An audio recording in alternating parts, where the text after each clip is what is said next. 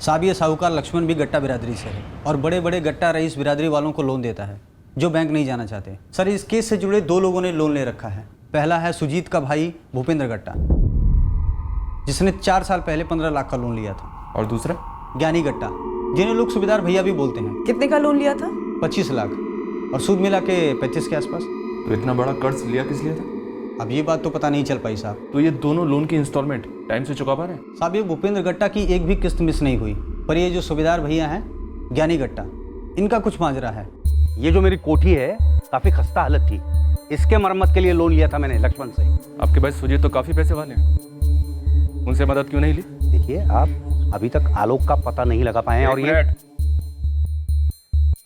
ये बार बार हमें जताने की जरूरत नहीं है कि हम आलोक का पता नहीं लगा पाए। आपसे पूछा गया हर सवाल हमारा एक एक मिनट सिर्फ आलोक के लिए है, इसलिए चुपचाप हमारे सवाल का जवाब दीजिए। तो जिससे मदद क्यों नहीं ली आपने? इंस्पेक्टर कहीं आप ये तो नहीं कहना चाह रहे हैं कि मैं खुद कर्ज में डूबा हुआ हूँ इसलिए मैंने ही खुद अपने भतीजे का अपहरण करवाया? भूपेंद्र भैया आलोक के ताऊ जी हैं। ये बात आपकी समझ में क्यों नहीं आ रही कि हमारा घर एक ही है और इसी घर से जुड़ा कोई है जो इस किडनैपिंग में शामिल है। सुजीत जी, हमें ना आपको डराने की कोशिश है और ना ही निराश करने की। हम एक भी एंगल ऐसा नहीं है जो छोड़ रहे हैं। देखिए हमें ऐसा लगता है कि आलोक की किडनैपिंग के पीछे जो कोई भी है उसने आलोक के साथ जरूर कुछ भयंकर किया। देखिए मैडम, आप जो भी कहो, आपका तजुर्बा जो भी हो, लेकिन भूपेंद्र भैया जितना प्यार अपने रतन से करते हैं ना उतना ही प्यार मेरे आलोक से भी करते हैं। इन फालतू के सवालों में आप लोग वक्त जाया कर रहे हो। 4 साल पहले आपने 25 लाख के बदले में अपनी जमीन गिरवी रखी थी। लक्ष्मण गट्टा से मिले आप? काफी भारी सूद वसूल करता है। धंधा है उसका और कोई बिरादरी वाला डिस्काउंट नहीं देता। लोन किस लिए लिया था? घर बार वाले लोग हैं, एक खर्च हो तो बताऊं आपको। और ये लोन अभी तक आपने चुकता नहीं किया? असल तो छोड़िए, सूद तक नहीं चुका पा रहा हूँ। रिटायर्ड आदमी हूँ, अब एक पेंशन से तो हो नहीं रहा। वैसे जिस वक्त ये ज़मीन गिरवी रखी थी, ज़मीन के दाम तब भी वही थे जो आज हैं? बिल्कुल नहीं, ये तो 2-2.5 साल में चमत्कार हो गया। और इसी चमत्कार के चलते सुजीत गट्टा और दशरथ गट्टा जैसे लोग करोड़पति बन गए रातों रात, और आप नहीं बन पाए। वैसे बताया नहीं आपने लोन क्यों लिया था? करीबी रिश्तेदार की बेटी की शादी थी, दहेज के लिए पैसा नहीं था तो मैंने अपनी जमीन गिरवी रख दी। हवाला भी यह है कि ना तो मैं जमीन छुड़ा पा रहा हूं और ना ही वो रिश्तेदार पैसे दे रहा है। सब भूपेंद्र पे शक करना बनता नहीं। उसने अपने लोन की एक भी इंस्टॉलमेंट को मिस नहीं किया। अगर वो चाहे तो पूरा लोन एक साथ पे कर सकता है और उसने किसी भी चीज को गिरवी नहीं रखा है, सिर्फ लोन लिया है। सर सूबेदार ज्ञानी गट्टा से कुछ पता चला क्या? कुछ नहीं, बहुत कुछ। ये सूबेदार ज्ञानी गट्टा या तो एक्स्ट्रा लार्ज दिल रखता है अपने सीने में, या फिर इसने अपने सीने में कोई शातिर राज छुपा रखा है। मुझे इस सूबेदार की एक एक डिटेल चाहिए और इसके रिश्तेदारों की। किस बारे में? ये हमारी जमीन में इनके बारे में अभी तक तो किसी ने नहीं पूछा। क्यों, क्या बात है?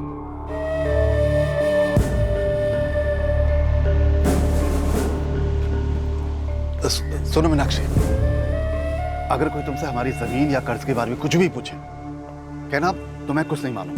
पर मैं ऐसा क्यों बोलूंगी? वो मैं तुम्हें वक्त आने पे बता दूंगा। अभी पुलिस या कोई भी तुमसे कुछ पूछे, कहना मुझसे आके बात करें। अरे भाई किसका नाम उछाल रहे हो? सूबेदार जी पूरे गांव के सलाहकार हैं, बहुत इज्जत है उनकी, चाहे कैसे ही मसला क्यों ना हो, सटीक सलाह रहती है उनके पास। तो उनके घर जो शादी हुई थी उसमें तो पूरा गांव शरीक हुआ होगा। शादी? कौन सी शादी? किसी नजदीकी रिश्तेदार की बेटी की शादी थी आज के 4 साल पहले। 4 साल पहले? नहीं भाई, किसी और की हुई हो। अरे नहीं नहीं, उनके किसी नजदीकी रिश्तेदार की बेटी की शादी हुई थी। सूबेदार जी का एक ही लड़का है और वो अभी तक कुंवारा है। सूबेदार जी का एक भाई है लेकिन उनके भी लड़का ही है, तो फिर बेटी कहाँ से हुई? वैसे ये सूबेदार के भाई इसी गांव में रहते हैं ना? कनकपुर गांव में रहते हैं। सूबेदार जी के ससुराल भी वहीं है, कनकपुर में। अब अगर कोई सामने से बताए कि लोन किसके लिए चाहिए तो समझ में आती है बात, लेकिन अगर बताए नहीं तो उसके लिए इंक्वायरी थोड़ी ना बैठा सकता हूं मैं। लक्ष्मण जी, ये सूबेदार ने अपने किसी रिश्तेदार की बेटी की शादी के लिए कर्ज लिया था। अरे सर जी, हम तो ये सूबेदार पे भरोसा करके फंस गए। मतलब? 4 साल पहले जमीन गिरवी रख करके लोन लेके गया था, आज इतने साल हो गए, असल की बात तो दूर रही, सूद का एक टुकड़ा तक नहीं चुका है। हमने भी तंग आकर के फाइनल वार्निंग दी थी कि अगर 1 साल के भीतर में लोन नहीं चुकाओगे तो तुम्हारी जमीन जब्त हो जाएगी। लेकिन ऐसा हो क्यों रहा है? इज्जतदार आदमी है गांव का, किश्त क्यों नहीं चुका पा रहा है? सर जी अब ये मैं कैसे बता सकता हूँ, ये तो आप सूबेदार से पूछिए या उसके बेटे समीर से।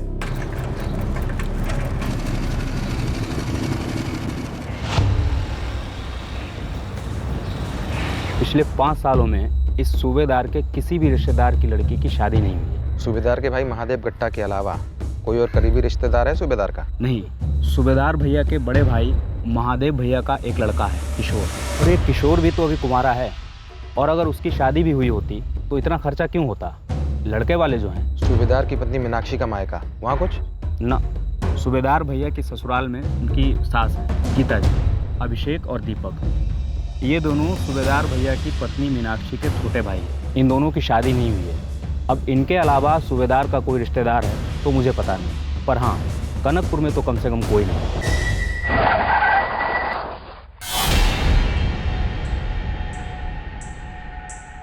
क्या गट्टा साहब, चलेंगे? माल करते दो जी, मेरे पीछे ऐसे पड़ेंगे जैसे किडनैपिंग मैंने करवाई है। किडनैपिंग करवाई या नहीं करवाई ये तो पता चल ही जाएगा। हाँ, लेकिन इतना पता है कि 4 साल पहले आपने किसी की शादी तो नहीं करवाई थी। The number you are trying to call is currently switched off. Number बंद जा रहा है। कोई दूसरा नंबर आपके बेटे का? नहीं, मेरे पास तो बस यही एक नंबर है। आप जिस बैंक के बारे में बता रही हैं, कॉमन ट्रस्ट बैंक, कोलकाता में कम से कम उसके 1 दर्जन ब्रांचेस हैं। आपका बेटा किस ब्रांच में काम करता है? वहाँ का नंबर होना चाहिए ना आपके पास। वहाँ का नंबर तो नहीं है मेरे पास, बस यही एक नंबर है। मैं किसी भी कारण से अपनी जमीन गिरवी रखूं, वो मेरा निजी मामला है। लेकिन जो कारण आपने हमें बताया कि किसी करीबी रिश्तेदार की बेटी के दहेज के लिए, वो कारण हमने खंगाला, कुछ नहीं मिला। मैं नहीं बताना चाहता था असल में मैंने वो लोन क्यों लिया है, लेकिन आप लोग हैं कि बस घुसते चले जा रहे हैं। अभी तो हमने ठीक से शुरुआत भी नहीं की है। लेकिन क्यों? मेरी जमीन, मेरा लोन, आप लोग सटिया गए हैं क्या? किडनैपिंग के केस में आप मुझे लिंक कर रहे हैं, मुझे। सर, इनके बेटे समीर गट्टा का फोन स्विच ऑफ आ रहा है और इनकी पत्नी को यह तक नहीं पता कि कॉमन ट्रस्ट बैंक के किस ब्रांच में वो काम करता है। सूबेदार ज्ञानी, अब बता दीजिए। अब आप पहले ही बताइए, क्या गेम खेला जा रहा है मेरे साथ? पहले मेरा लोन, अब मेरा लड़का। क्या ही है? कोई और नहीं मिला तो मुझे बलि का बकरा बनाएंगे। कोलकाता में आपका बेटा कहाँ और किस ब्रांच में काम करता है, लिख कर दीजिए।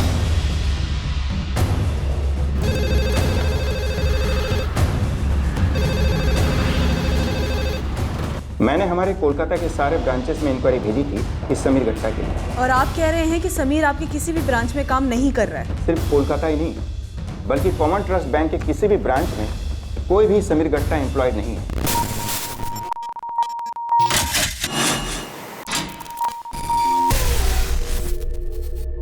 ये किशोर गट्टा है साहब,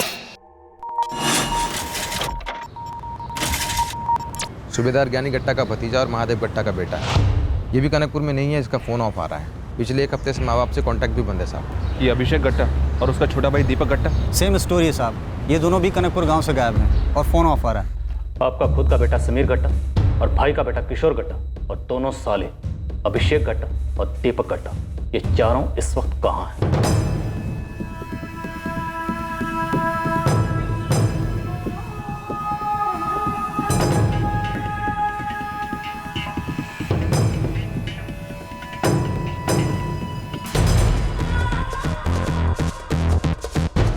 सुजीत,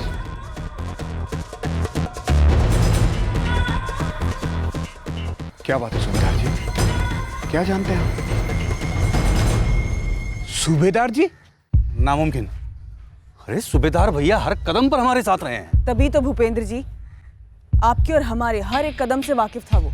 1 मिनट मैडम, अगर सूबेदार जी हमें नुकसान पहुंचाना चाहते थे तो हर वक्त मुझे साहस क्यों देते? दरअसल एक बात बताना मैं आप लोगों को भूल गया। सूबेदार जी ने भी मुझसे कहा था कि उनकी बात हुई थी। किससे? आलोक से। क्या? सुजीत, ये अपहरणकर्ता तुम्हें दोबारा फोन करेंगे। आपको कैसे पता सूबेदार जी? अरे बाकी लोगों की तरह उनके पास मेरा नंबर भी तो है। आपकी बात हुई है उनसे? दरअसल मेरी बात आलोक बेटे से।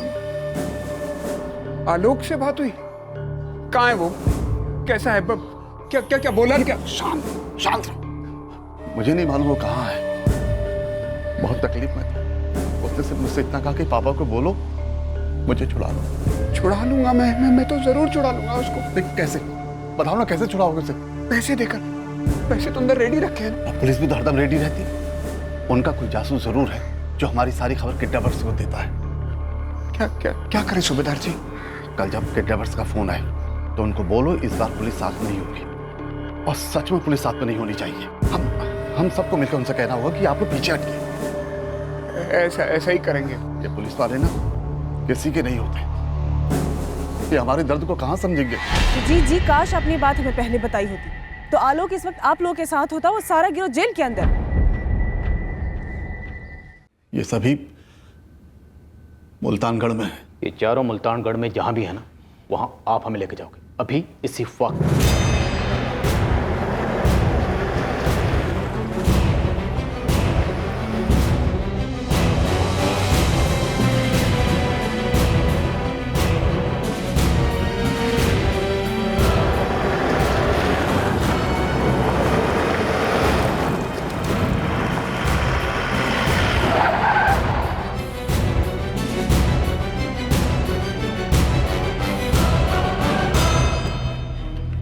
यही है।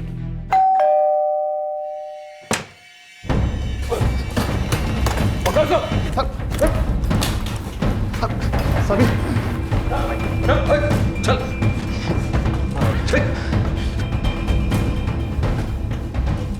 बोल, आलोक कहाँ है? बोल। सूबेदार, समझा दे अपने पिल्लों को वरना ठोक दूंगा। समीर, बेटा आलोक कहाँ है?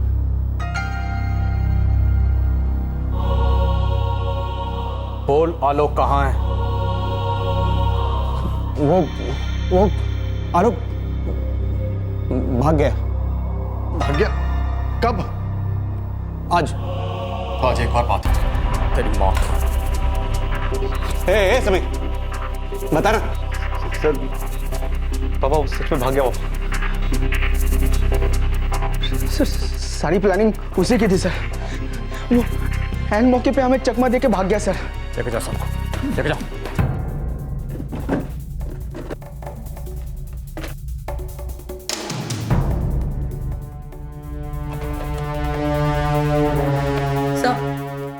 लगता है ये प्लानिंग काफी लंबे टाइम से चल रही थी और काफी लंबे टाइम के लिए चल रही थी। और ज्योति, यहाँ ये किताबें, यहाँ एग्जाम कौन दे रहा है? हो क्या रहा है यहाँ पे? तुम कौन हो? लोग कौन है? पुलिस। अगर मैं चाहूं तो तुम लोगों को एक साथ भी चीर सकता हूं, और अलग अलग भी। कैसे पसंद करोगे? सर, जहाँ तक मुझे मालूम है, आलोक पिछले 2 महीने से इन लोगों के पास था। हालांकि मैंने उसे अपनी आंखों से कभी देखा नहीं। वो सच में भाग गया सर। जैसे खबर आई कि जीजा जी पकड़े गए हैं, अचानक से गायब हो गए। फिर से बोल। वो भाग गया सर। जैसे पता चला कि जीजा जी पकड़े गए। इंस्पेक्टर होगा तो अपने थाने में, इस समय तू अपने बाप से बात कर रहा है, समझे? फिरौती का कॉल तो ही करता था ना। आप झूठ बोल रहे हैं।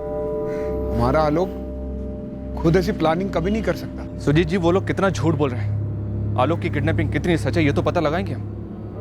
वैसे आपको एक बात बता दें, एक लड़की भी हमारी हिरासत में। लड़की? जी हाँ, लड़की। उसका कहना है कि आलोक ऐसे बिहेव ही नहीं कर रहा था जैसे कि उसका किडनैप हुआ। मैडम, मैं तो समीर की फ्रेंड हूँ। 6 महीने से रोज उस घर आ जा रही हूँ। समीर और दीपक दोनों बैंक के पीओ के एग्जाम के लिए तैयारी कर रहे हैं। बहुत शिद्दत से पढ़ाई करते हैं दोनों। ऐसे में वो किसी को किडनैप क्या करेंगे? और आलोक भी घर में ठीक से ही रह रहा था। हम सब तो हंसी मजाक करते रहते थे। तो ये कह रही है कि आलोक यहाँ मुल्तानगढ़ में उस घर में कैदी था, पर कैदी जैसा पेश नहीं आ रहा था, हंस खेल रहा था। बिल्कुल मैडम। कहाँ है वो इस वक्त? मैडम, वो तो मुझे नहीं पता। मैं खुद एक हफ्ते से बाहर थी, समीर से भी मिलने नहीं आ पाई। मैं आपको कह रही हूँ ना, वो किडनैप नहीं हुआ था। आप खुद सोचिए, कोई किडनैप हुआ बंदा गाने वाने गाकर खाना बनाएगा, वो भी अपने किडनैपर्स के लिए। नींद आती है कम तो को देखा ओ सनम।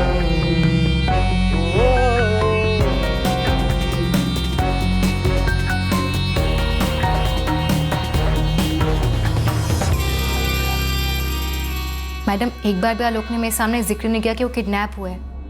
ना समीर ने जिक्र किया, ना किसी और ने। मैं मुल्तानगढ़ रहती हूँ, वहीं पढ़ती हूँ। अगर मुझे ऐसा कुछ पता होता कि समीर ने उसके दोस्तों ने मिलकर किडनैपिंग की है तो मैं उन सबसे कोई वास्ता ही नहीं रखती। ये सबके सब स्टोरी फैल रहे हैं सर। इनकी तोड़ाई शुरू करते हैं। वो लड़की निहारिका भी इन सबके साथ शामिल है। ज्योति आड़े हाथों ले रही है उसे। नहीं सर, उसे कुछ मत कीजिए प्लीज।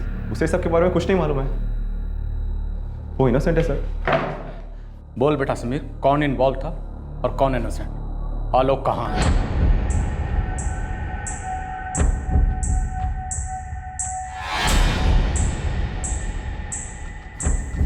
सर ये सच है कि आलोक की किडनैपिंग हुई थी, लेकिन ये भी सच है कि वो खुद इस प्लान में शामिल था।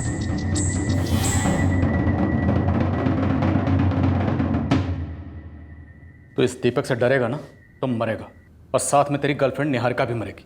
बोल, आलोक कहाँ है? बोल। सर असली मास्टरमाइंड यही है सर, दीपक मामा। झूठ है सर, सरासर झूठ। इसी ने बोला था कि आलोक को उठाते हैं। बोला उसके बाप के पास बहुत ज्यादा माल है। बोला था कि नहीं बोला था? बोल रहा है सर, सारी प्लानिंग इसी ने की थी सर। अरे सच बता, तूने नहीं बोला? पापा से पूछिए, हम ये सब करना ही नहीं चाहते सर। आलोक कहाँ है ये बताओ।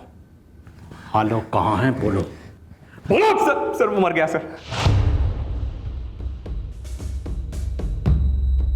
हमने उसे मार दिया सर।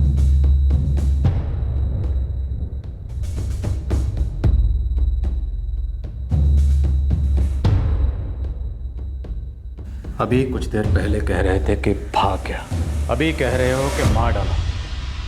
थोड़ी देर बाद पता नहीं क्या बोलोगे। आखिरी बार पूछ रहा हूं कि आलोक कहाँ है? कहाँ है आलोक? सर मैं सच बोल रहा हूं सर, हम सब ने मिलकर उसे मार दिया।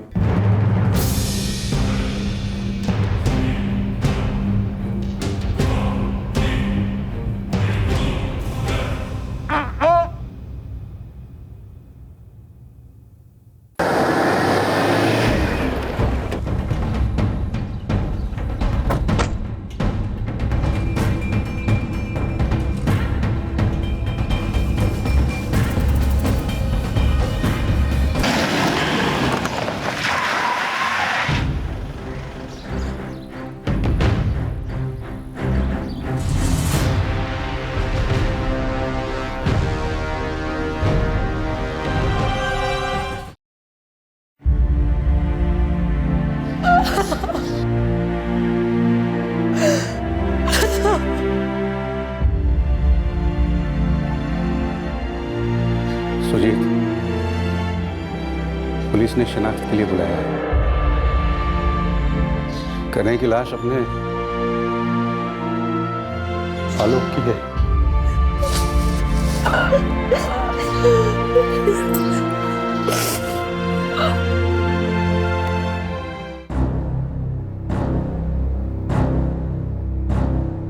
दशरथ जी, अभी हम उन लोगों से आलोक के कत्ल और किडनैपिंग इनकी डिटेल्स निकलवा रहे हैं। लेकिन आपने तो कहा था कि ये लोग राकेश के किडनैप के पीछे भी थे। दीपक और अभिषेक तो दूर के रिश्ते में पड़ते हैं। देखिए, हमने आपसे और सुजीत गट्टा जी से कितनी बार पूछा कि क्या कोई ऐसा रिश्तेदार है जिस पे शक किया जा सकता है। लेकिन दीपक भैया और अभिषेक भैया का राकेश भैया से क्या बैर हो सकता है? देखो अदिति, बैर का तो पता नहीं, पर आलोक के केस में उन दोनों का कहना है कि आलोक उनके साथ मिला हुआ था। अब राकेश के बारे में वो क्या कहते हैं ये देखना बाकी है। सर आलोक थक चुका था, वापस घर जाने की जिद कर रहा था, लेकिन ऐसे कैसे जाने देते उसे? बस अब बहुत हो गया। मुझे मेरे मम्मी पापा के पास जाना है, मतलब जाना है। मैं जा रहा हूँ। आलोक, क्या बच्चों की जैसी बातें कर रहे हैं? तू यहाँ से गया तो हम सब यहाँ से गए। लेकिन भैया यहाँ पर भी रहकर कुछ हो तो नहीं रहा है ना। उधर पापा ईमानदारी से 50 लाख रुपए लाते हैं तो आप लोग लेने नहीं जाते हैं। अगर हम पैसे उठाने जाएंगे तो पुलिस हमें उठा लेगी। वो तेरे पापा और तेरे ताऊ दोनों बेकार में पुलिस की गोद में जाकर बैठे, और वो लोग उनकी आया की तरह साया बनकर पीछे। वो सब मुझे नहीं समझना। आप लोगों ने 2-3 दिन का खेल बोला था, वो खेल हो गया। हेलो, अपना फोन स्विच ऑफ कर दे। अरे भैया, वो मुझे ना आटे का डिब्बा घर पे छोड़ना है। अगर नहीं छोड़ूंगा ना तो पापा फिर लेक्चर देने लगेंगे मुझे। 2 कान किस लिए दिए ऊपर वाले ने? यहाँ से सुनो, यहाँ से निकाल दो। या सिर्फ 5 मिनट लगेगा, छुड़वा देता हूँ ना। अरे तू 10 मिनट में चक्की में होगा, तो हमारे साथ चल, तेरे लिए एक मस्त प्लान है। किडनैप? आप लोगों ने मेरा किडनैप किया? भैया मेरा ना आटे का डिब्बा रेडी हो गया होगा, मैं डिब्बा लेने जाता हूँ। आलोक, आलोक हम मजाक नहीं कर रहे। हम तुम्हारे पापा से 50 लाख रुपए मांगेंगे और वो बड़ी आसानी से ये रकम हमें दे देंगे। देख, मांगेंगे 50, लेंगे भी 50, और उसमें से पूरे का पूरा 5 तेरा। भाई मुझे इतना सर्कस करने की क्या जरूरत है? देखो 50 या 5, पूरे के पूरे पैसे मुझे ही मिलने वाले। पापा सब कुछ मेरे लिए तो छोड़ के जाएंगे, करोड़ों रुपए जितने भी है सब मेरे लिए छोड़ के जाएंगे। वो कहावत सुनी है तूने कि जब दांत थे तो चने नहीं थे चबाने, और जब चने हैं चबाने को तो दांत नहीं है। अच्छा एक बात बता कि बुढ़ापे में 1 करोड़ रुपए क्या करेगा? अभी 2-4 दिन में तेरी जेब में कैश 5 लाख होंगे। सुन, ऐश करना। भैया आप लोग पागल तो नहीं हो गए? या मेरे पापा को लल्लू पुंजू समझ रहे हो? अरे मतलब आप लोग एक फोन करोगे और पापा ऐसे ही लाके 50 लाख रुपए आपको दे देंगे। इधर पापा क्या सोचेंगे? वो सोचेंगे कि ये सब कुछ जो भी हो रहा है ना, ये मैं करा रहा हूँ, उनके साथ मस्ती मजाक कर रहा हूँ। 50 लाख नहीं, 50 जूते मारेंगे मुझे पूरे गांव में। और अगर दे दिए तो पूरे 50 लाख रुपए सिर्फ एक फोन कॉल पर, वो भी कैश, रोकड़ा।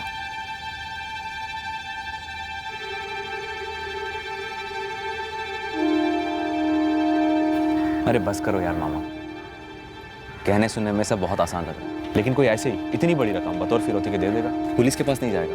ये एक छोटा रिस्क फैक्टर है।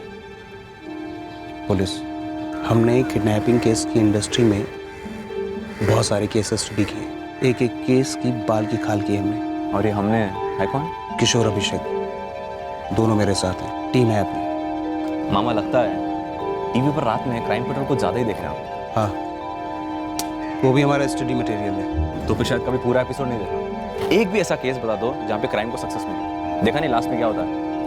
सारे क्रिमिनल पकड़े जाते हैं और साले जेल में सड़ते रहते हैं। क्राइम पेट्रोल में उन्हीं केसेस को दिखाते हैं जिनमें क्रिमिनल बेवकूफ होते हैं, डफर सुराग छोड़ के जाते हैं। दर्जनों सैकड़ों ऐसे केसेस हैं कि पुलिस कुछ नहीं कर पाती। और वैसे हमारा प्लान फुल प्रूफ है। तो बोल, बनेगा गाड़ी का चौथा पहिया? फिर देखना गाड़ी कैसे भागती है। कोई टारगेट सोचा आपने? तू बता, है कोई मुर्गा? वो आलोक को जानते हो आप? वो सुजीत गट्टा का लड़का। अच्छा नाम सोचा समीर। और उसके उठाने का एक फायदा भी है। अपना एक बंदा ना दुश्मन के कैंप पे रहेगा, अपना जासूस। कौन? मेरे जीजा और तेरे पापा। देखो, ये बेवकूफ़ी वाली बातें ना करो। जीजा एकदम मक्खन के जैसा ऑपरेशन होगा, और आलोक का बाप ना बिना किसी आनाकानी 50 लाख तो दे ही देगा। आपकी तरफ कीजिए, मामा की प्लानिंग एकदम तो किसी को किडनैप करना सिर्फ गैर कानूनी नहीं, इंसानी तौर पर भी नाइंसाफी है। दुनिया में हर किसी के साथ इंसाफ नहीं हो सकता, और हमारे साथ कौन सा हो गया? हमने कितने पैसे कमाए, जिक्र करने हैं ना। एक बार इस मौके को समझिए, ये एकदम रेडीमेड है सिर्फ हमारे लिए, और आपको सिर्फ सुजीत गट्टा के परिवार पर नजर रखनी है और बड़ी चालाकी से उन्हें फिरौती देने के लिए मनाने। और पापा, आपकी राय, आपकी सलाह को सारा गांव सलाखों पर रखता है, प्लीज। मुझे नहीं मालूम था कि मामला यहां तक पहुंचेगा। मेरी वर्दी की कसम, मुझसे इन लोगों ने कहा था कि आलोक बड़ी मस्ती के साथ रह रहा है और उसे कोई खतरा नहीं है। आलोक ने 5 लाख के लिए प्लान में शामिल होना कबूल कर लिया था। वो हमारे प्लान का हिस्सा था। उस पर कभी किसी प्रकार का कोई दबाव नहीं था। 5 lakh cash on the spot, पूरे के पूरे कैश। डील।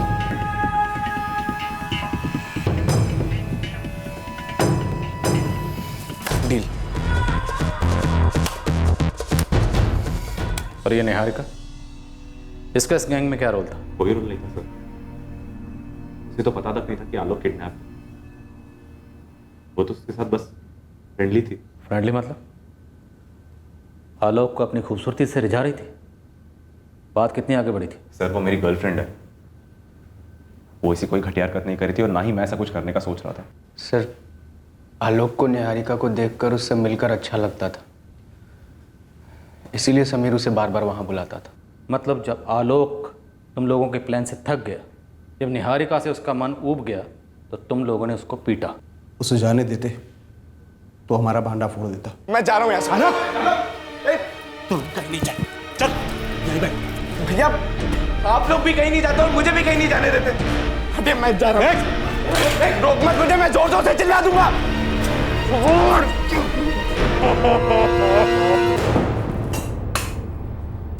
ये तो प्लान में सोचा ही नहीं था। अभी प्रॉब्लम आई तो हल भी निकलेगा। सबसे पहले तुम समीर, उस निहारिका को यहाँ आने से रोको, वरना ये बंदर ना सब कुछ बक देगा। निहारिका को मैं संभालूंगा, लेकिन अब आगे क्या करना? कुछ ना कुछ जल्दी से जल्दी सोचना पड़ेगा। वहाँ पुलिस हट नहीं रही और पापा बहुत परेशान हो रहे हैं। तुम सूबेदार जी की चिंता मत करो, जी बहुत एक्सपर्ट है। लेकिन आप मामा, आप ना एक्सपर्ट से कोसों दूर है। सब कुछ मक्खन होगा बोल बोल के हमें इस दलदल में फंसा दिया।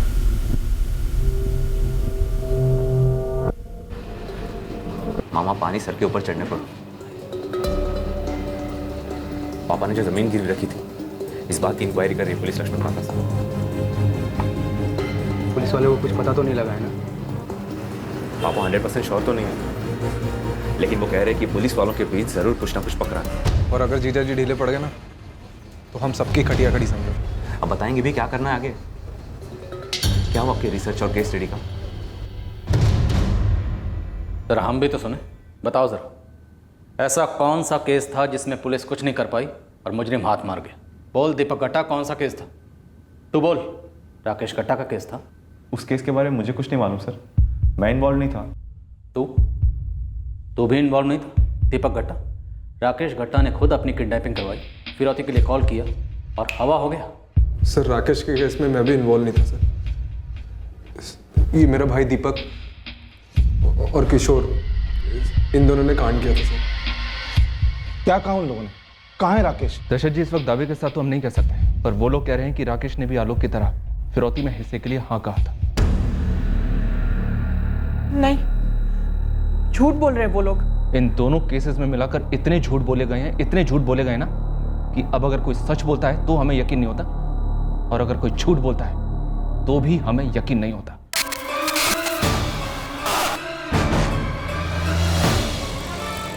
राकेश,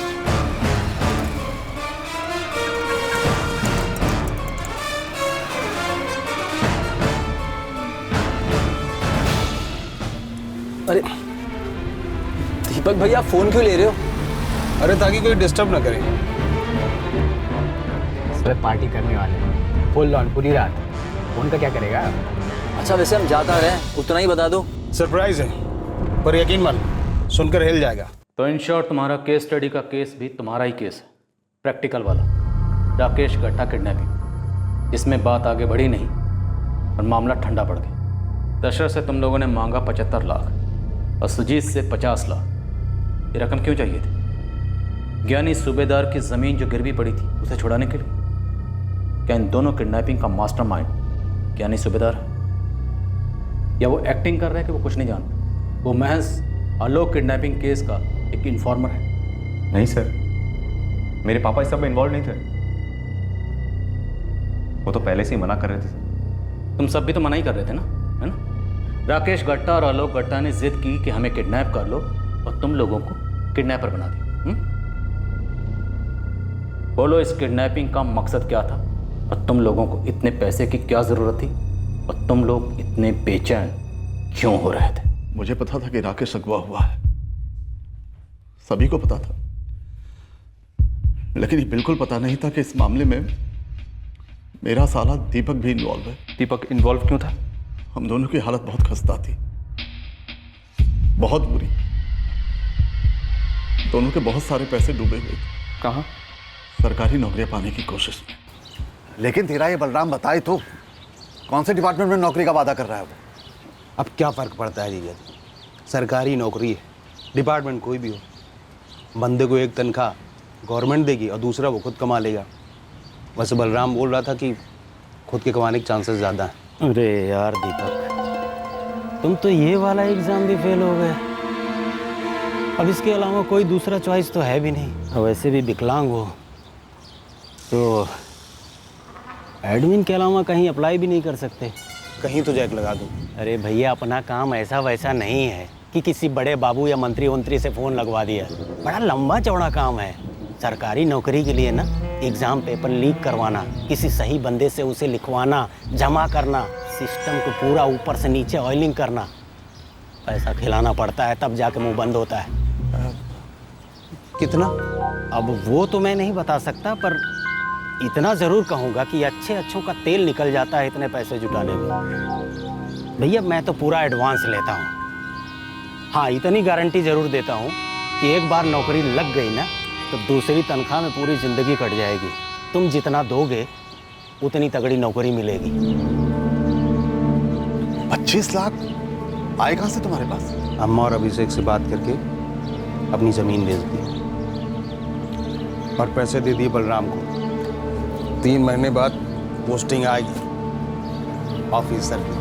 अब ये समीर को भी कहीं लगाओ ना। कुछ सर्विसेज एग्जाम का ये लास्ट साल है, पता नहीं वो पास होगा या नहीं, कुछ कह नहीं सकते। अब भी अपनी ज़मीन बेचोगे? नहीं, मैं वो साहूकार के पास गिरवी रखूंगा। तो बलराम से बात तो कर देगा ना? क्यों नहीं जीजा जी, समीर मेरा भी तो भांजा है। और वैसे बलराम ना कहीं किसी न किसी सरकारी नौकरी में उसको पक्का फिक्स करा दे। आप बस एक काम करो, आप फटाफट पैसे का इंतजाम करो, मैं बात करता हूँ उससे।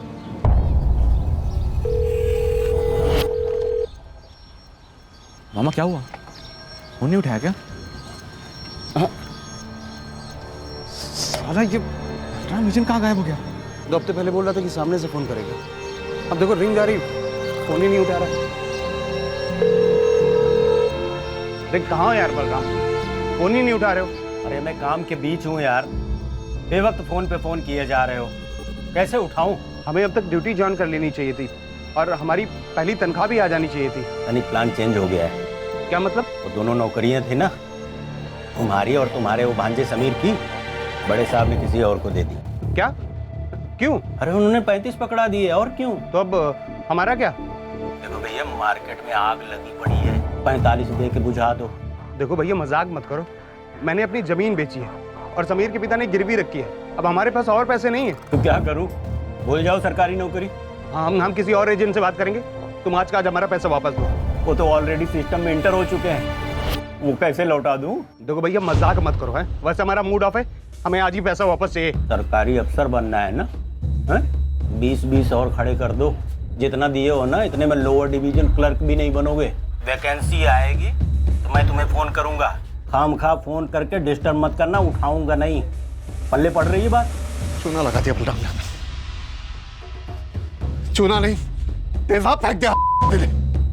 एक तरफ अपनी जान लड़ा रहे थे, एग्जाम की तैयारी कर रहे थे, दिन रात पढ़ाई कर रहे थे कि मेरिट लिस्ट में आ जाए, उसी से कुछ हो जाए। लेकिन जब ये पैसे डूबे ना सर, ये नुकसान दिल में नसूर बन गया। और इस नासूर का इलाज किडनैपिंग था। अपने पैसों की रिकवरी के लिए तुमने अपना सारा दिमाग किडनैपिंग जैसे संगीन जुर्म में लगा दी। राकेश गट्टा, वो भी शामिल था इस किडनैपिंग में? पैसे किसे नहीं चाहिए होते सर, लेकिन राकेश ने सोचने में कुछ ज़्यादा ही टाइम लगा दिया। अबे कितना टाइम लेगा सोचने के लिए? 75 लाख रुपए तेरे पापा यूं दे देंगे, तेरे को मिलेंगे 25 लाख। 25 बैठे बैठे यूं ही। पहले तुम मेरा फ़ोन लौटा दो, मैं घर जाकर सोच कर बताता हूँ। घर जाकर तो सीधा अपने बाप को बोलेगा और बाप पुलिस वालों को। नहीं, मैं सच में सोचना चाहता हूँ। इसमें सोचने जैसा क्या है? एकदम दूध भात की जैसे है।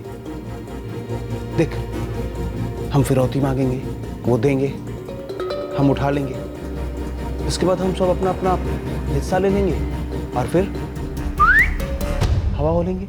सुनने में तो सही लग रहा है, लेकिन मुझे सोचना है क्या कैसे होगा। तो यही सोच रहे, सारी रात सोच। मुझे यकीन नहीं हो रहा कि तुम लोगों ने राकेश और आलोक को खुद अपने ही घर वालों को लूटने के लिए मना ली। आलोक तो खुशी खुशी एग्री हो गया था, लेकिन 2 महीने बाद पलट गया। और राकेश शुरू से ही मना कर रहा था, और फिरौती की पहली कॉल के बाद वो हमसे गुस्सा हो गया था। किशोर, क्या है ये? हाँ, क्या है ये? दीपक भैया, क्या है ये? आप लोग बहुत ही घटिया और खतरनाक खेल खेल रहे हैं और आप लोग ने जबरदस्ती मुझे भी इसमें शामिल कर दिया है। देख लेना, हम सब डूबेंगे इसमें। अगर हम डर के खेलेंगे तो डूबेंगे, और डट के खेलेंगे तो हवा में उड़ेंगे। और एक बार कैश आउट लग गया ना, सब कुछ सही हो जाएगा। और सुन, तेरे पॉकेट मनी में होगा 25 लाख कैश। मैं जा रहा हूँ अपने घर, लेकिन मैं तुम लोगों का नाम नहीं लूंगा। कह दूंगा कि 2 अज्ञात लोग थे, ठीक है? इतना मैं कर सकता हूँ तुम लोग के लिए। राकेश, राकेश, कहीं नहीं जा रहा तू? राकेश, मेरे साथ तुम लोग जबरदस्ती नहीं कर सकते।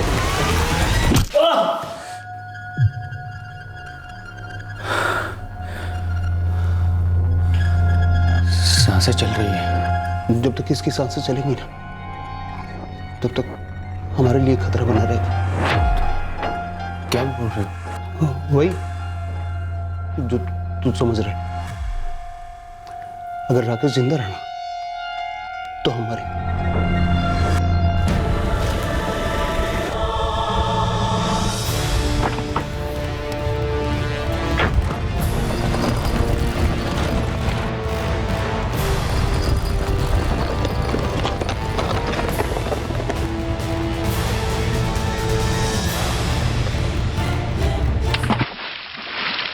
किडनैपिंग की तैयारी तुमने एग्ज़ाम की तरह की, ऑनलाइन रिसर्च की, क्राइम शो देखे, फर्जी आईडी से सिम कार्ड लिए, पकड़े ना जाओ इसलिए चाइनीज़ इंस्ट्रूमेंट इस्तेमाल किए। क्या सोचा था? क्राइम शो देखकर परफेक्ट क्राइम कर लोगे? क्राइम शो देख के ये तो सीख रहे हो कि क्राइम कैसे किया जाता है, लेकिन क्राइम शो के एंड में मुजरिम कहाँ पहुँचता है ज़रा ये भी देख लेते। ये देखते तो तुम्हें समझ में आता कि मुजरिम पहुँचता है वहाँ जहाँ इस वक्त तुम लोग हो, जेल और सज़ा के नरक में।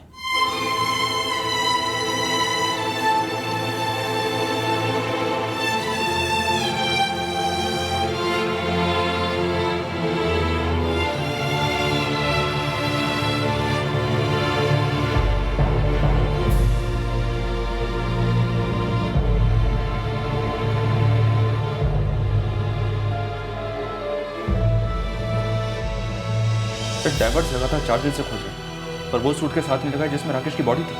सर, नदी के किनारे पे पड़ने वाले जितने भी पुलिस थाने हैं सब में चेक किया, किनारे पे किसी को भी सूटकेस वाली लाश नहीं मिली। इन लोगों के हिसाब से इन लोगों ने किडनैपिंग के 2 हफ्ते बाद राकेश को मारा और सूटकेस में डालकर नदी में फेंक दिया। अब इस हादसे को 1 साल गुजर चुका है। 1 साल काफ़ी लंबा वक्त होता है, पर फिर भी हम अपनी कोशिश जारी रखें, उसे ढूंढते रहेंगे।